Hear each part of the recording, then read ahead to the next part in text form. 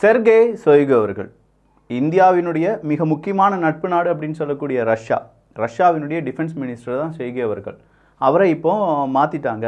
அதுக்கு பதிலாக அவருக்கு செக்யூரிட்டி கவுன்சிலினுடைய செக்ரட்டரி பதவி கொடுக்கப்பட்டிருக்கிறது அப்படிங்கிற தகவல் ஒட்டுமொத்தமாக உலக நாடுகளிடம் ஏன் அப்படிங்கிற ஒரு கேள்வியை உருவாக்கியிருக்கு.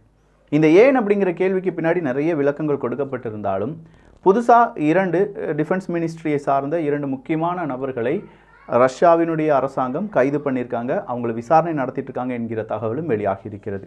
ஊழல் பெருச்சாளிகள் இந்தியாவில் மட்டும் கிடையாதுங்க, உலக நாடுகள் எல்லா இடங்களிலும் இருந்துட்டு தான் இருக்காங்க அப்படிங்கிறதுக்கு உக்ரைனும் ஒரு உதாரணம், இப்போது ரஷ்யாவும் ஒரு உதாரணமாக இருக்குது. போர் நடக்கக்கூடிய இந்த நேரத்தில் 1000 ரூபாய்க்கு பதிலாக 10,000 ரூபாய் கணக்கு எழுதுனா யார் பார்க்க போகிறாங்க அப்படிங்கிற அந்த நோக்கத்துடன் இவங்கெல்லாம் இப்படி பல ஊழல்களில் ஈடுபட்டிருப்பதாகவும், உக்ரைனில் இதே மாதிரி பல ஊழல் பெருச்சாளிகள் இருந்ததால் தான் உக்ரைனுடைய அதிபர் ஜெலன்ஸ்கி அவர்கள் அங்கே இருக்கக்கூடிய இராணுவ அதிகாரிகளை கூண்டோடி காலி செய்தார் என்பதும் குறிப்பிடத்தக்கது. இப்போது ரஷ்யாவை சுற்றி வரக்கூடிய இந்த ஊழல் குற்றச்சாட்டுகள் எத்தனை நபர்களை காவு வாங்கும் அப்படிங்கிறதெல்லாம் தெரியாது. ஆனால் அதற்கும் டிஃபென்ஸ் மினிஸ்ட்ரி மாற்றப்பட்டதற்கும் ஏதாவது காரணம் இருக்குமா அப்படிங்கிற மாதிரியும் மேற்குலக நாடுகள் செய்தியை வெளியிட்டு வருகிறார்கள். செர்கே அவர்களுக்கு உயர் பதவி கொடுக்கப்பட்டாலும் நாளடைவில் செர்கே அவர்களை நிறைய பேர் மறக்க நேரிடும் அப்படிங்கிற சில தகவல்களையும் மேற்குலக செய்தி ஊடகங்கள் செய்தியாக வெளியிட்டிருக்கிறார்கள். இதற்கு முன்னாடி இதே மாதிரி நிறைய பேருக்கு நடந்திருக்கு அப்படிங்கிறதான் அவங்க சொல்லக்கூடிய விளக்கம். இது மாதிரி நிறைய செய்திகள் இருக்கு. நான் உங்கள் விக்கி, இது உங்கள் தமிழ் விதை. ஷார்ட்டாக கொஞ்சம் செய்திகள். அமெரிக்காவும் தைவானும் சேர்ந்து ஒரு நேவல் ட்ரில்ஸ் அப்படிங்கிறத ஏற்பாடு பண்ணுறாங்க. 2 நாட்டு கடற்படையினரும் சேர்ந்து ஒன்றாக பயிற்சி எடுக்க போகிறார்கள். டெக்னாலஜி டிரான்ஸ்ஃபர் உட்பட மிக முக்கியமான நோக்கத்துடன் தான் இந்த ஒரு பயிற்சி செய்யப்பட போகிறது அப்படிங்கிற தகவல் வெளியான உடனே அது சீனாவுக்கு கடும் கோபத்தை ஏற்படுத்துகிறது. கடும் கோபம்னா செம்மையான கோபம் போல. உடனே ஒரு பெரிய அளவில் அவங்க அறிக்கையை வெளியிடுகிறார்கள். அமெரிக்கா செய்வது மிகப்பெரிய அயோக்கியத்தனம். தைவான் கூட அது ஒரு நாடே கிடையாது, அது எங்களுடைய ஒரு பகுதி. அது கூட நேவல் ட்ரில் பண்ணுறீங்க அப்படிங்கிறதெல்லாம் இப்போதைக்கு அக்செப்ட் பண்ண முடியாது அப்படிங்கிறது தான் சீனாவினுடைய தகவலாக இருக்கிறது. சீனாவினுடைய இந்த எதிர்ப்புக்கு அடிபணியுமா அமெரிக்கா அப்படிங்கிற கேள்விக்கு நமக்கே பதில் தெரிந்தது தான். Harvard students bro Palestine protest அப்படிங்கிறத ரெடி பண்ணுறதுக்கு தயாராகி இருந்ததாகவும், காசாவினுடைய கான்ஃப்ளிக்டை பற்றி நம்ம பேசிட்டு நம்ம ஏதாவது முடிவெடுப்போம் அப்படின்னு சொல்லி அங்கேருந்து வந்த அதிகாரிகள் எல்லாருமே பேச்சுவார்த்தையில் ஈடுபட்டிருந்ததுனால அந்த ப்ரொட்டஸ்ட் அப்படிங்கிறது தற்காலிகமாக நிறுத்தி வைக்கப்பட்டிருப்பதாகவும் தகவல்கள் வெளியாகி இருக்கின்றன. இந்த ஹார்வர்டு யூனிவர்சிட்டி அப்படிலாம் சொல்லும்போது இதெல்லாம் பெரிய யூனிவர்சிட்டி, இங்கெல்லாம் படிக்க முடியுமா அப்படிங்கிற கேள்வி நமக்குள்ளே இருக்கலாம். தமிழ் பொக்கிஷத்தில் ஹார்வர்டு ஃப்ரீ கோர்சஸ் அப்படிங்கிற ஒரு வீடியோவை பதிவு பண்ணியிருக்கோம் ரொம்ப நாட்களுக்கு முன்னாடி. அப்போ அதே மாதிரி இப்போ மறுபடியும் ஹார்வர்டு யூனிவர்சிட்டிஸ் ஃப்ரீ கோர்சஸ் அப்படிங்கிறத எப்போவுமே எல்லா மாதங்களும் இருக்கும்.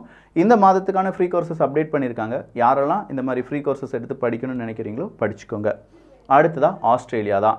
கிட்டத்தட்ட 6 பில்லியன் அளவுக்கான பட்ஜெட் சர்ப்ளஸ் அப்படிங்கிறத இப்போது ஆஸ்திரேலியா அரசாங்கம் கொடுத்திருக்கிறார்கள். கிளீன் எனர்ஜி அவங்களுடைய ஃபோக்கஸாக இருப்பது அடுத்த கட்ட அறிவிப்பாகவும் ஆஸ்திரேலியாவினுடைய அறிவிப்பாக மாறியிருக்கிறது. ஆஸ்திரேலியாவினுடைய மிக முக்கியமான நட்பு நாடுகளில் இந்தியாவுக்கு எப்போதுமே தனியிடம் கொடுக்கப்படும் என்கிற தகவலையும் ஆஸ்திரேலிய அரசாங்கம் குறிப்பிட்டிருக்கிறார்கள் என்பதும் குறிப்பிடத்தக்கது. அடுத்த வந்திருக்கக்கூடிய தகவல் சவுத் கொரியாவிலிருந்து வந்திருக்கு. சவுத் கொரியாவும் கியூபாவினுடைய அரசாங்கமும் 2 அரசாங்கமும் பேச்சுவார்த்தையில் ஈடுபட்டு இருக்காங்க. டிப்ளமேட்டிக் மிஷன்ஸ் அப்படிங்கிறது தான். ஸோ இந்த டிப்ளமேட்டிக் மிஷன்ஸ் சரியாக நடந்தது என்றால் பல வருட பகை, சவுத் கொரியா வர்சஸ் கியூபா அப்படின்னு சொல்ற அந்த பகை ரொம்ப சீக்கிரமா தீர்ந்து விடுவதற்கான வாய்ப்புகள் அமைந்திருக்கின்றன. அமெரிக்காவினுடைய இன்ஃப்ளேஷன் ஸ்டாக் மார்க்கெட்ல ஒரு மிக்ஸ்டு பல்ஸை ஏற்படுத்தி இருக்கிறது அப்படின்னும், உலக நாடுகள் அமெரிக்காவினுடைய இன்ஃப்ளேஷன், ஃபெட்டினுடைய இன்ட்ரெஸ்ட் ரேட் அப்படிங்கிறது எல்லாமே உன்னிப்பாக கவனித்து வருவதாகவும் செய்திகள் வெளியாகி இருக்கிறது. தங்கத்துக்கு விலை கூடிக்கிட்டே இருக்குது அப்படிங்கிறதும், அதே நேரத்தில் மார்க்கெட் இல்லாட்டி இந்த ஸ்டாக் மார்க்கெட்டை பற்றியான அந்த பயம் அப்படிங்கிறதும் நாளுக்கு நாள் அதிகரித்து வருவதாகவும், என்னதான் பயம் இருந்தாலும் லாபம் ஈட்டக்கூடிய நபர்கள் லாபம் ஈட்டிட்டு தான்ப்பா இருக்கும் அப்படிங்கிற அறிவிப்பும் ஒரு சேர நமக்கு செய்திகளாக வருகிறது. அடுத்ததாக plan to visit China. Putin அவர்கள் சீனாவுக்கு விசிட் பண்ணுற மாதிரியான ஒரு பிளான் வர்ற 16-17 மே மாதம் 16-17 இந்த பிளான் இருக்க போவதாகவும் செய்திகள் கூறுகின்றன. அடுத்ததா மலேசியாவில் வச்சு ஈரானுடைய கச்சா எண்ணெய் ஒரு ஷிப்லேருந்து இன்னொரு ஷிப்புக்கு மாற்றப்பட்டது அப்படிங்கிற ஒரு செய்தியை அமெரிக்கா வெளியிடுறாங்க. இது மலேசிய அரசாங்கத்துக்கு ஒரு நெருக்கடியை ஏற்படுத்துது.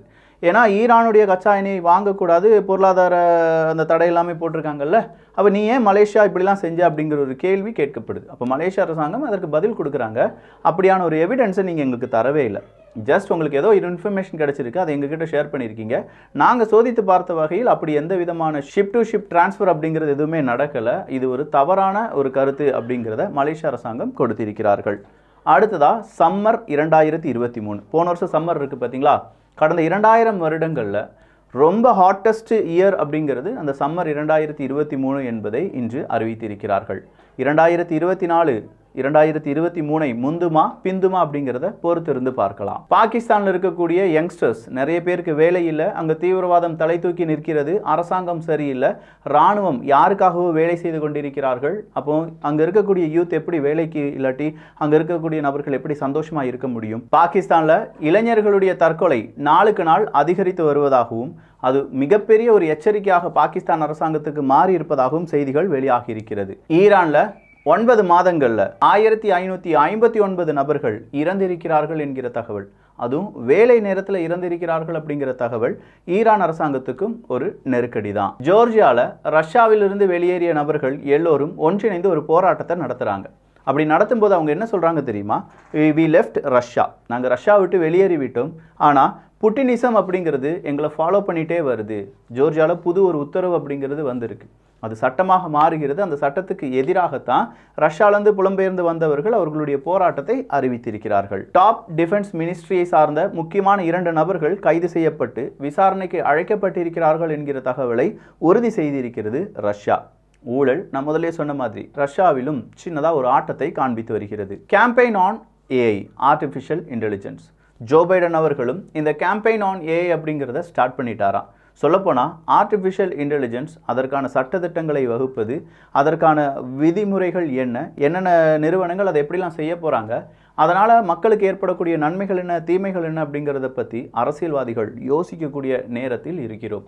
அது அமெரிக்கா மட்டும் கிடையாதுங்க, நம்ம ஊரில் சென்னையிலையாக இருந்தாலும் சரி, திருச்சியாக இருந்தாலும் சரி, கோயம்புத்தூராக இருந்தாலும் சரி, திண்டுக்கலாக இருந்தாலும் சரி, திருநெல்வேலியாக இருந்தாலும் சரி, தூத்துக்குடியாக இருந்தாலும் சரி, மதுரையாக இருந்தாலும் சரி, இலங்கையாக இருந்தாலும் சரி, எல்லா அரசியல்வாதிகளும் இதை பற்றி யோசிக்க வேண்டிய ஒரு தருணம் வந்துவிட்டது. அந்தோனி பிளிங்கன் அவர்கள் உக்ரைனுக்கு அவருடைய பயணத்தை மேற்கொண்டது உக்ரைனுக்கான ஆதரவு பெருகுமா என்கிற கேள்வியை ஜெலன்ஸ்கி மத்தியிலும் உக்ரைன் கான்டாக்ட் குரூப் அப்படிங்கிற 55 நாடுகள் மத்தியிலும் உயர்ந்திருக்கிறது. இந்தியாவினுடைய காஷ்மீரில் இதுவரையிலும் இல்லாத அளவுக்கு ஓட்டுகள் பதிவாகி இருப்பதாக தகவல்கள் வெளியாகி இருக்கின்றன. எக்ஸசிவ் ஸ்கிரீன் டைம் அப்படிங்கிறது நிச்சயமா குழந்தைகளுக்கு பெரிய பாதிப்பை ஏற்படுத்தும் அப்படிங்கிற ஒரு ஆய்வறிக்கை இன்று வெளியாகி இருக்கிறது.